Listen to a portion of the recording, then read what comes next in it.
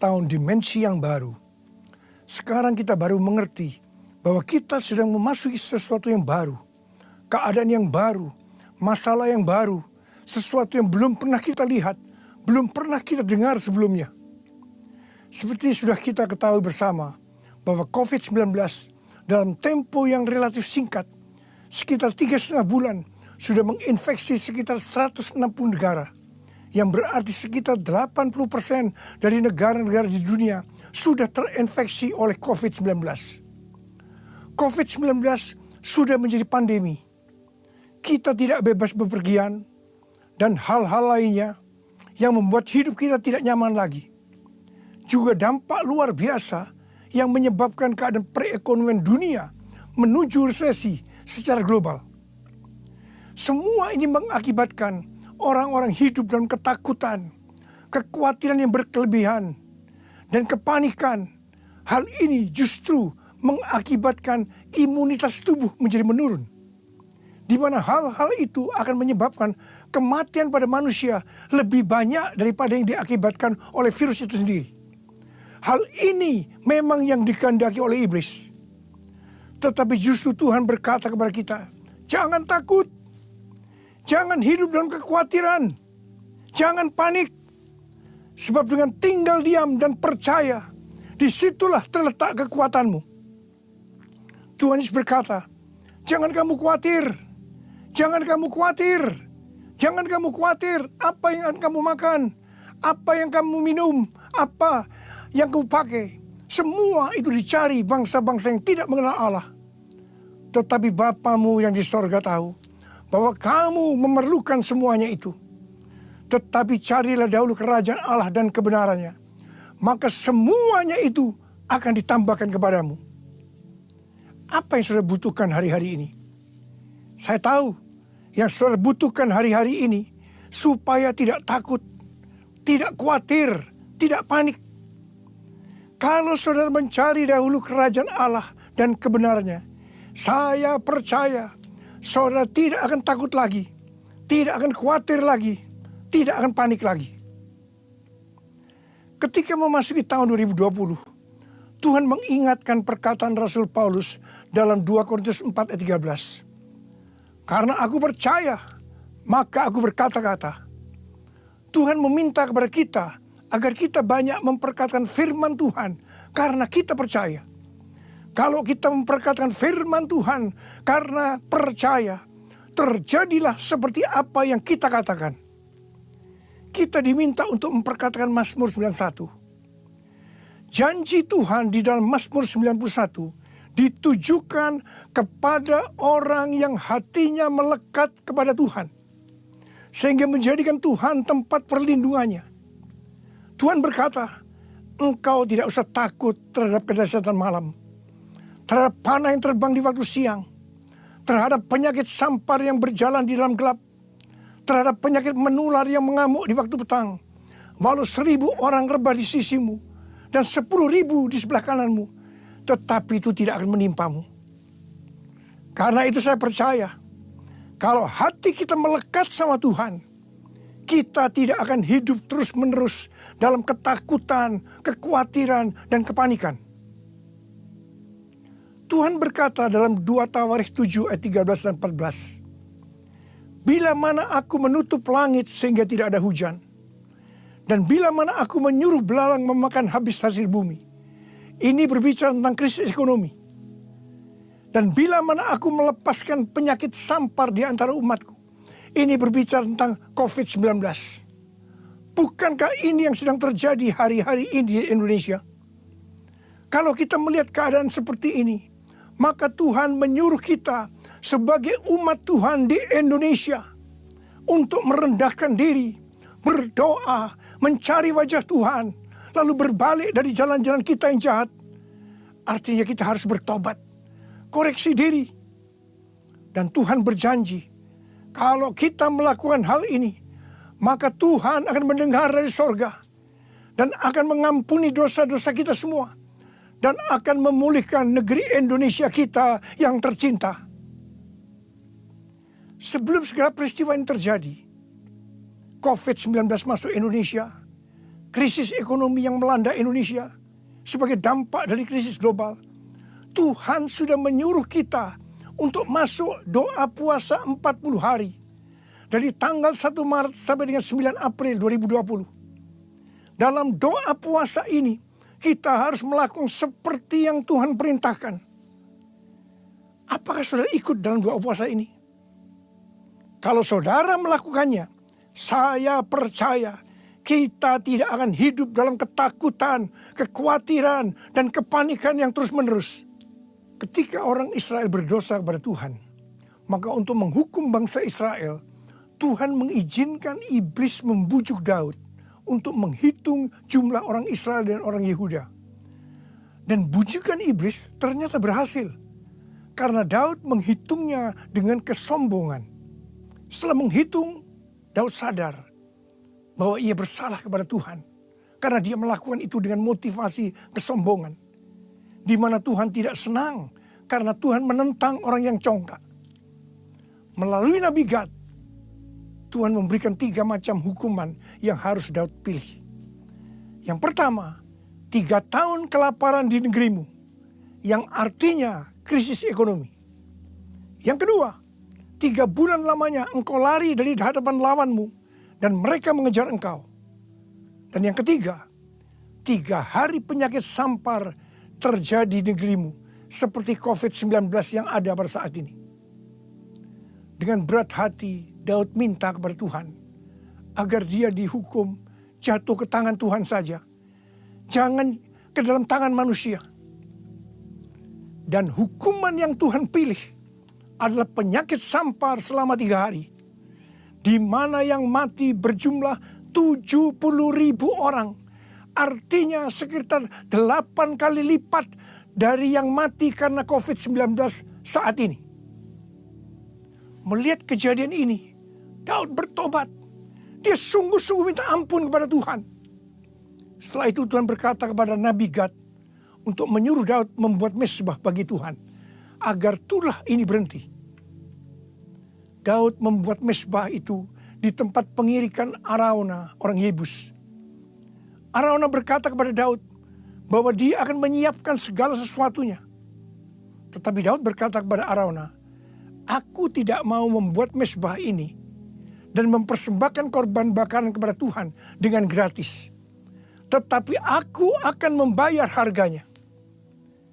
Jadi, agar tulah itu berhenti, maka Daud melakukan yang pertama, Daud bertobat dan minta ampun sungguh-sungguh pada Tuhan.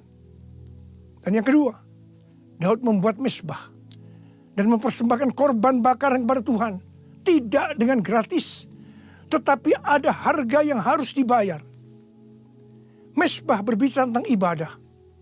Di dalam beribadah kepada Tuhan, tidak dengan gratis. Tetapi ada harga yang harus dibayar kepada Tuhan. Apa yang Tuhan minta harus kita berikan. Termasuk mempersembahkan tubuh ini sebagai korban persembahan yang hidup, kudus, dan berkenan kepada Tuhan. Termasuk juga harta yang Tuhan titipkan kepada kita. Kalau kita melakukan apa yang dilakukan oleh Daud, kita harus percaya COVID-19 dan segala dampaknya akan selesai. Sehingga kita tidak hidup dalam ketakutan, kekhawatiran, dan kepanikan yang terus-menerus. Tahun 2009, ketika Tuhan berbicara kepada saya tentang akan terjadinya pencurahan Roh Kudus. Dan yang Tuhan sebutkan itu sebagai Pentakosta ketiga pada tahun 2013. Hal itu akan seperti yang terdapat dalam Yoel 2 ayat 28 sampai 32. Pada waktu Roh Kudus dicurahkan atau Pentakosta ketiga terjadi, akan terjadi 3 tanda. Tanda yang pertama, anak-anak muda, orang tua akan dipakai Tuhan secara luar biasa. Tanda yang kedua, mujizat akan terjadi luar biasa. Tapi tanda yang ketiga, goncangan juga akan terjadi luar biasa. Dengan adanya 3 tanda ini, Yoel 2 ayat 32 akan terjadi. Yaitu akan banyak orang yang berseru kepada nama Tuhan. Dan mereka yang berseru kepada nama Tuhan, mereka akan diselamatkan. Jadi akan terjadi penuaian jiwa yang terbesar dan terakhir sebelum Tuhan Yesus datang untuk kali yang kedua. Goncangan-goncangan yang luar biasa terjadi hari-hari ini. Dan kita harus mengerti bahwa Tuhan sedang mencurahkan Roh Kudus-Nya yang luar biasa pada zaman now, yaitu Pentakosta yang ketiga. Seorang hamba Tuhan yang bernama Henk Kuneman, dia mendapat penglihatan tentang angin, yaitu angin Roh Kudus, angin dari Tuhan yang turun di Jakarta dan sekitarnya, yang membuat goncangan yang keras. Dan dia juga berdoa untuk Indonesia agar terjadi kebangunan rohani. Ini adalah Pentakosta yang ketiga. Kalau kita mengerti akan hal ini, kita tidak akan hidup dalam ketakutan, kekhawatiran, dan kepanikan yang terus-menerus. Tetapi justru kita akan bersiap-siap untuk melihat apa yang telah Tuhan katakan selama ini tentang Pentakosta ketiga, yaitu anak-anak muda, generasi Yeremia akan bangkit. Amanat agung Tuhan Yesus akan selesai, di mana orang-orang akan menjadi murid Tuhan Yesus. Dan Tuhan Yesus akan datang kembali untuk kali yang kedua. Tuhan juga berpesan agar kita banyak berbahasa roh. Sebab sesuai dengan penyelidikan yang dilakukan oleh ahli bedah otak dari Oral Roberts University, bahwa orang yang berbahasa roh akan meningkatkan sistem imunnya sebesar 35-40%. Sehingga tidak mudah terinfeksi COVID-19. Pada bulan Oktober 2019, Daniel Kolenda yang sekarang menjadi pengganti Reinhard Bonnke mengundang saya ke Brasil. Sebab di Brasil ada gerakan anak-anak muda yang luar biasa dalam acara The Sen Brasil. Mereka menyiapkan suatu stadion di Sao Paulo yang kapasitasnya sekitar 80.000 kursi. Ketika tiketnya dijual untuk acara The Sen Brasil ini, kurang dari 6 jam tiketnya sold out. Yang waiting list sangat banyak. Kemudian mereka mencari stadion kedua di Sao Paulo, di mana tiketnya sekitar 3 hari sold out juga. Ternyata yang waiting list masih banyak. Mereka mencari stadion yang ketiga. Dan mereka mendapatkan stadion di Brasilia, ibu kota Brasil. Acara The Sen Brasil dilakukan hanya 1 hari, yaitu tanggal 8 Februari 2020, dari jam 10 pagi sampai jam 10 malam. Jadi selama 12 jam non-stop, pujian, penyembahan, khotbah saling bergantian. Saya datang ke Brasil untuk mengimpartasikan api Pentakosta ketiga. Jadi pada waktu undangan saya terima pada bulan Oktober 2019 itu, saya bertanya kepada Tuhan, Tuhan, kok Brasil duluan ya yang mengalami pencurahan Roh Kudus untuk anak-anak muda? Tuhan menjawab, kamu kan tidak tahu apa yang akan terjadi pada beberapa bulan yang akan datang. Saya tidak mengerti jawaban Tuhan. Tetapi saya hanya perkatakan. Sampai pada waktu itu kita masuk doa puasa 40 hari. Di mana terjadi keadaan seperti sekarang ini. Kejadian COVID-19 yang makin meluas. Dan Tuhan berkata kepada saya, ini yang aku maksudkan dengan kejadian yang akan terjadi pada beberapa bulan yang akan datang. Saya diberikan pengertian oleh Tuhan bahwa melalui semua peristiwa ini akan terjadi kegerakan anak-anak muda di seluruh dunia. Pada waktu saya di Brasil, saya bertemu dengan para pemimpin yang ada di sana. Dan mereka berkata bahwa Indonesia dan Brasil akan dipakai Tuhan untuk memimpin kegerakan anak-anak muda. Saya percaya kalau kita mengerti akan hal ini, kita tidak akan hidup dalam ketakutan, kekhawatiran, dan kepanikan yang terus-menerus. Tapi justru kita akan bersuka cita melihat apa yang selama ini Tuhan beritahu kepada kita tentang Pentakosta ketiga akan digenapi. Dan setelah itu Tuhan Yesus datang untuk kali yang kedua. Saya mau berdoa buat saudara. Angkat tangan kita. Tuhan, Uralama shikara laba laba laba laba laba laba laba. Hamba-Mu sudah menyampaikan isi hati-Mu Tuhan. Tuhan, pesan-Mu, kami tidak boleh takut, khawatir, panik secara terus-menerus.